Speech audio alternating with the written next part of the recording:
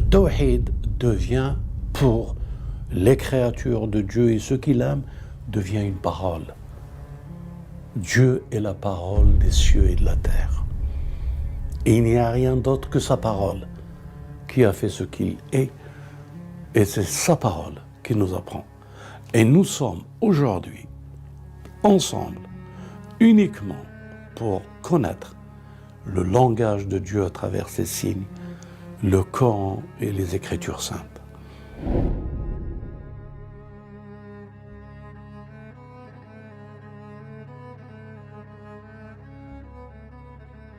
La question fondamentale qui fait la différence, qui fait la séparation, qui fait le Furqan, qui divise les choses en deux, c'est la foi en Dieu. Et l'approche de la foi en Dieu, comment le réaliser nous, avec le nous. Comment peut-on arriver à la foi en Dieu? Tout de suite, Dieu dit, ce livre, il est pour ceux qui ont la foi en invisible. C'est-à-dire la foi sans le raisonnement, sans le visible. Et cette interrogation de la foi et cette interrogation du tawhid, de l'unicité de Dieu, de reconnaître Dieu comme Dieu, c'est un chemin parcouru par tous les prophètes de Dieu. Et tous les prophètes de Dieu ont été amenés à ce qu'il leur met la parole comme moyen de partage et de le représenter. Une parole le représente à travers les hommes de la dignité, de la grandeur, les grands prophètes. La différence entre cette personne qui est prophète et les autres, c'est que cette personne peut parler. C'est Dieu qui lui parle, c'est Dieu qui parle à travers lui. Il veut que nous nous réunissons autour du principe du tawhid. Le tawhid qui veut dire l'unicité de Dieu, qu'il n'y a rien qui lui ressemble. Ni image taillée, ni imagination descriptive, ni rien qui peut être lui à travers une chose. Lui n'est pas une chose. Lui n'est pas une chose. Donc lui est en dehors de la chose, en dehors de toute créature qui est la créature qui est la chose. Dieu n'est pas une chose, et le principe premier, c'est de croire que Dieu est quelqu'un, alors que à travers Sourate Al-Ikhlas, Dieu dit Dieu est unique. C'est pas comme on peut penser que Dieu est un. Dieu est un a une ressemblance avec le nombre. Et le nombre 1, il peut être 2. Et Dieu n'est pas chiffrable par les nombres. Donc Dieu est unique à travers les nombres. Dieu n'a rien à voir avec le 1. Parce que s'il était le 1, il y a le 2. Et s'il était le 1, c'est qu'il y a possibilité du 2. Et s'il y a possibilité du 2, il y a conversion dans le temps pour que le 1 devienne 2. Nombre. C'est pour ça qu'après, il est samad. Il n'y a pas un temps qui a fait pour que ce temps fasse de lui ce qu'il est. Il est en dehors du temps. Le temps n'a pas d'emprise en lui. C'est ce Dieu qui nous demande de le formuler par le qawl, que le temps ne le décrit pas, et il n'est pas descriptible avec un nombre, ni avec un temps, et qu'il n'est pas une production faite par un père, fait par un Dieu, il a fait de lui un Dieu. Et il ne fera pas, voilà miyoulad, une créature venant de lui qui sera un Dieu. Donc tous ces paramètres se concluent par walam yakun lahu kufuwan ahad. Et personne ne lui ressemblera. C'est la base du tawhid. Si vous voulez me connaître, débarrassez de tout ce qui est connu. Et en se débarrassant de tout ce qui est connu, vous avez une approche visible à travers une parole. Qul. Et c'est de cette parole, Qul, nous ne devons aucune imagination pour savourer uniquement ce qu'il veut que nous disions. Et lorsque nous le formulons et nous le disions, c'est pas nous qui le disons, c'est lui. Et si c'est lui qui le dit à travers dit, Qul, revient à dire que l'existence ne peut être que sa parole. Et c'est sa parole qu'il a appris. Le jeu de l'intelligence à qui il naît à notre père Adam en lui disant « récite-leur les noms ». Débarrassé de tout ce qui peut être une fonction d'un nom, puisque le nom n'est qu'une fonction, débarrassé de toutes les fonctions des noms de Dieu, revient à marcher vers Dieu comme Dieu veut que nous marchions et nous disons. Et notre existence n'a pas d'autre existence que Dieu. Notre démarche n'a pas d'autre démarche que Dieu.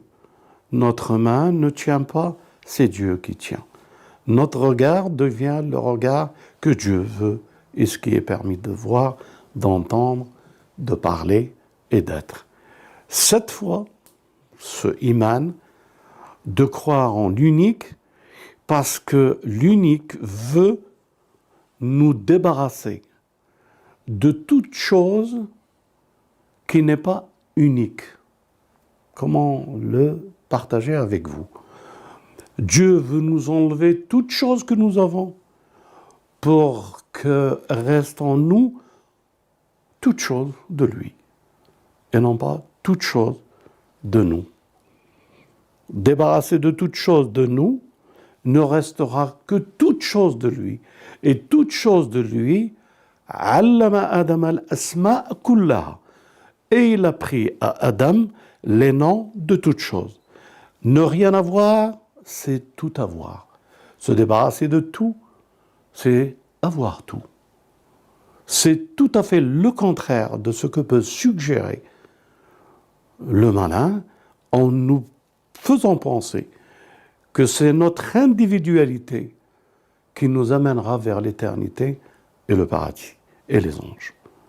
C'est tout à fait le contraire de ce Dieu que nous devons apprendre à être ce qu'il veut et non pas à être de ce Dieu ce que nous voulons en dualité avec Dieu.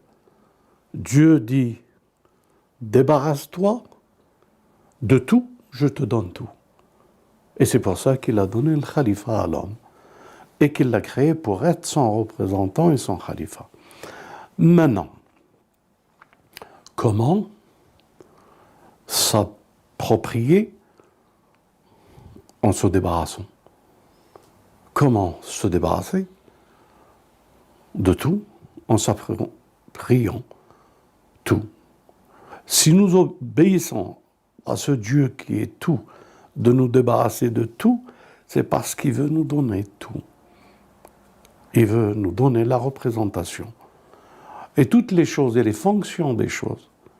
Lorsqu'il nous apprend à dire « Qul », il est en train de nous dire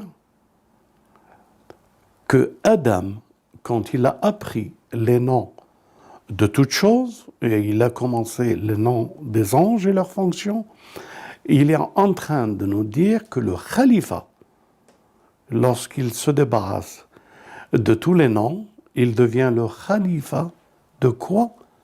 De Qul. Et le khalifa, c'est les choses qui existent dans cet univers, dans le tawhid, c'est Dieu qui donne son khalifa à qui il veut. Et il l'a donné à Sulayman, alayhi salam, et il l'a donné à notre père et à David.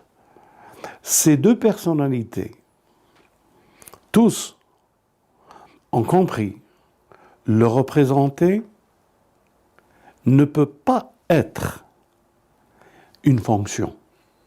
Qu'est-ce que je veux dire par là? Ne peut pas être le nom d'une fonction. Le représenter, c'est de connaître les noms des fonctions.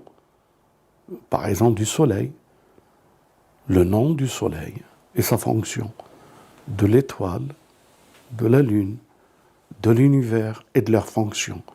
Et nous apprendre leurs noms, c'est nous apprendre leurs fonctions. Et si Dieu veut nous faire découvrir les noms, il est en train de nous faire découvrir, comme il l'a fait découvrir à notre Père Adam, les fonctions des noms de toutes choses. C'est-à-dire, lorsque nous appelons par son véritable nom, les choses nous répondent. Comment peut-on avoir la foi de l'unicité de Dieu dans les fonctions de Qul et des noms pour qu'il nous les apprenne en se débarrassant de tout? Pourquoi? Que le nom des fonctions sont les noms qui sont présents. Dieu dit dans le Coran, je donne un exemple, Wattin. Vous avez compris qu'il est en train de jurer par le figuier. Mais pourquoi Dieu jure-t-il par le figuier? Wazaytoun, il jure par l'olivier. Mais pourquoi? Et il jure Watori, Wassinin. Mais pourquoi? Pourquoi leur nom? C'est, comment on dit, quelqu'un qui jure par quelque chose, leur nom, leur fonction, Dieu la précède par « je jure par Tin »,« je jure par l'olivier »,« je jure ». Mais pourquoi jure-t-il par les créatures? Parce que les créatures, lorsqu'elles ont un nom, le figuier, l'olivier, ils ont une fonction de Dieu. Cette fonction de Dieu est à la portée du califat de Dieu. En connaissant tous les noms, en apprenant à Adam tous les noms, il lui apprend de prononcer les noms sur toute chose à le répondre. Par exemple, un arbre, un olivier. Je sais qu'il s'appelle un olivier. Toi, comme moi, ne nous viendra pas à l'idée de jurer par l'olivier. C'est un olivier dans des étoiles. Quel est ce langage que Dieu emploie pour une créature qui est un arbre, un olivier, et qu'il jure? Et pourquoi Dieu dira, si vous savez, pourquoi qu'il porte un tel serment aux créatures lorsqu'elles sont précédées par « wa », jurer sur elles? Ça, si vous le savez. Qu'est-ce qu'il y a dans le tawhid des noms de Qul pour que ce tawhid devienne le khalifa? Et Ibrahim, et Salomon, il appelait les vents, il lui répondait. Les montagnes transportaient le message. Il appelait les animaux, ils étaient là. Il les appelait par leur nom. Pourquoi le nom fait répondre à celui qui le prononce? Que cache-t-il les noms? Pourquoi il a donné le nom Yahya? Pourquoi il lui a donné le hukm sabi? Le hukm veut dire la gouvernance, petit alors qu'il n'a jamais gouverné. Pourquoi il lit ce qu'il lit sur ce qu'il nous apprend, à nous de dire et d'apprendre? Alors, comment apprendre les noms? Tout simplement, et quand je dis tout simplement, ça fait 14 siècles que ça dure, mais on s'y approche. Écoutez bien, on s'y approche. Les noms vont apparaître et les fonctions. Ils vont nous les faire apparaître et qu'il suffit les prononcer pour faire fondre le Dajjal. et qu'il suffit de les prononcer pour faire descendre le fer du ciel pour Dhul Qarnayn. Parce que là, il est dit qu'ils ne comprennent pas, qu'ils n'ont pas la possibilité de comprendre le langage. Je saisis, le tawhid devient pour les créatures de Dieu et ceux qui l'aiment, devient une parole. Dieu est la parole des cieux et de la terre. Et il n'y a rien d'autre que sa parole qui a fait ce qu'il est. Et c'est sa parole qui nous apprend. Et nous sommes aujourd'hui ensemble uniquement pour connaître le langage de Dieu à travers ses signes, le Coran et les Écritures saintes. Et que le Messie, qui est la parole de Dieu, la partagera avec tous ceux qui l'entoureront et le Mahdi à la fin des temps. Nous sommes les précurseurs du tawhid de la parole. Et pour arriver à ce tawhid de la parole, il dit qu'il a fait transporter qui? Son fidèle serviteur. Le voyage nocturne. Pour aller où? Pour aller se débarrasser de tout. Où? Sadrat al-Muntaha, à la limite du lotus, où personne ne peut franchir. Personne ne peut franchir que sa parole. Ah, oui, Jibril ne peut pas. Il a dit, si je continue à la limite du lotus, je brûlerai. Le prophète, avec la permission de Dieu, a traversé. Il n'y avait plus rien qui était autre chose que lui. Et il lui a dit ce qu'il lui a dit. فَأَوْحَى إِلَيْهِ مَا أَوْحَى. Pourquoi, à cet endroit, devrons-nous parler encore?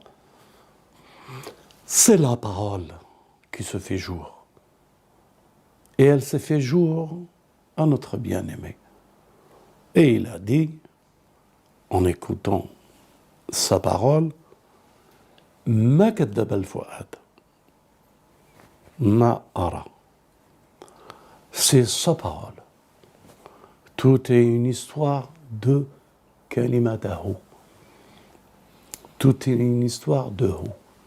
Et c'est Hu qui est sa parole. Qul. Le tawhid et son approche, c'est lorsque vous commencez à assimiler la lecture avec la parole. C'est le commencement de ce qui doit se révéler. Les signes à travers la parole de Dieu. La phase la plus extraordinaire du tawhid, c'est, j'ai dit, de connaître les noms, hein, de toutes choses, de toutes les créatures. Hein? Les fonctions. L'eau a-t-il une fonction? Oui. Si tu marches sur l'eau, t'artères. Mais celui qui connaît le nom de l'eau, il peut marcher sur l'eau. C'est clair ce que je vous dis? Celui qui connaît le nom du feu, il peut mettre sa main dans le feu, il ne brûlera pas. Il connaît la fonction. Il lui parle. Il y a Nar Kouni Ahsan Ala Ibrahim. Il connaît le nom, la fonction. Et elle s'arrête quand elle entend son nom, parce qu'elle sait que c'est le commandeur des commandeurs qui lui parle. Et qu'elle n'existe que pour cette fonction. Et la fonction est abolie avec le nom. Alhamdulillah ya Rabbil Alamin. Et que la paix soit avec vous. Et très bientôt, Inch'Allah.